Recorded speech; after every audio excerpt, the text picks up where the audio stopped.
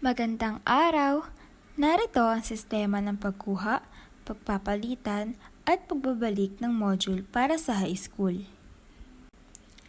Tuwing araw ng Miyerkules ng bawat linggo ay pupunta kayong mga magulang sa itinaktang oras para kumuha ng module sa class advisor ng inyong mga anak.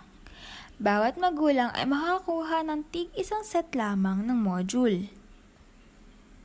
Set 1 para sa Science, ESP, MAPE at Filipino, at Set 2 naman para sa Math, English, TLE at AP.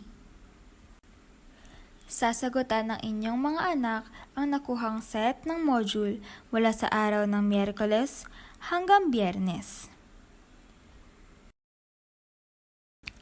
Pagdating ng Sabado, kayo pong mga magkatuwang na magulang ay magkikita sa napag-usapang oras at meeting place upang magpalit ng nakuhang set ng module.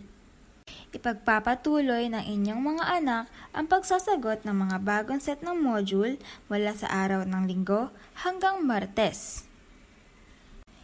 Pagdating ng panibagong linggo sa parehas na araw ng Miyerkules, kayong mga magulang ay pupuntang muli sa ating paaralan upang ibalik ang mga set ng module. Ilalagay naman sa mga sisidlan para sa bawat subject ng inyong mga anak ang mga nasagotang answer sheet. Matapos niyong ibalik ang mga nasagotang answer sheet at modules, ay bibigyan muli kayo ng panibagong set ng modules at susundin pa rin ang sistema ng palitan.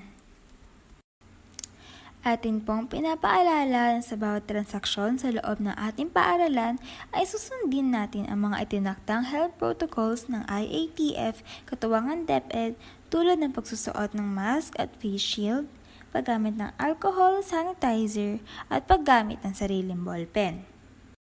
Umaasa ang pamunuan ng Heritage Homes Integrated School sa inyong pakikiisa sa New Normal in Education.